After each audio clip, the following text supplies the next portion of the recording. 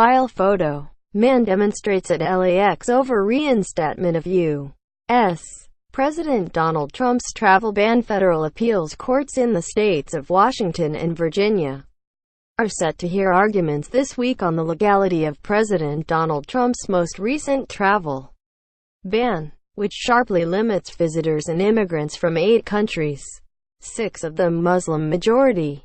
Challengers, including the state of Hawaii and immigrant advocacy organizations, have argued the ban is discriminatory and violates the U.S.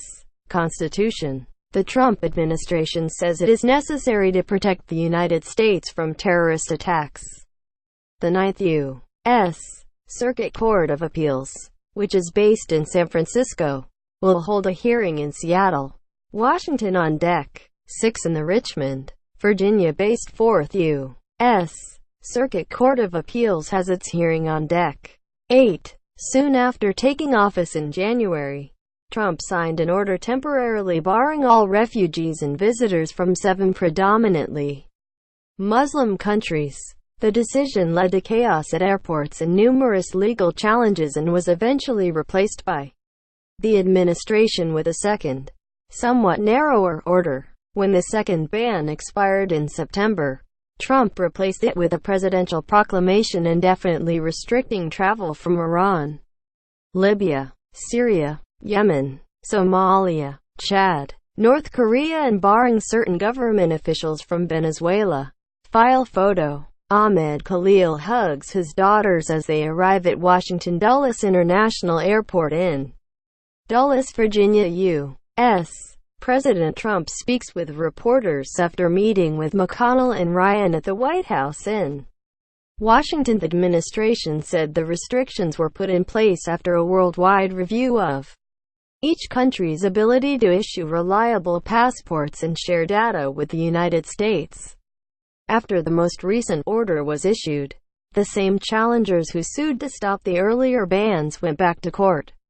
They said the new version still discriminates against Muslims in violation of the U.S. Constitution. The lawsuits did not dispute the restrictions placed on Venezuela and North Korea.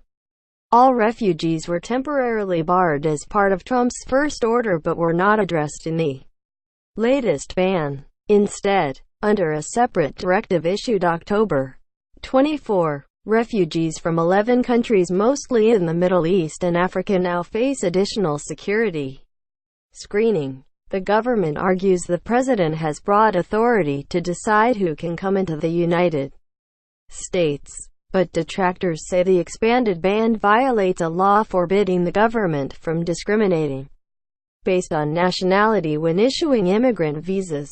The administration has repeatedly said the ban is not discriminatory and pointed out that many Muslim-majority countries are unaffected by it. Trump has made statements, however, that his legal opponents say reinforce their contention that his actions are based in anti-Muslim sentiments. Last week, for example, the president shared on Twitter anti-Muslim videos posted by a far-right British party leader. In response to the tweet, Neil Katyal, attorney for the state of Hawaii, tweeted, "Thanks. See you in court next week." Quote, reporting by Micah Rosenberg in New York. Editing by Sue Horton and Grant McCool.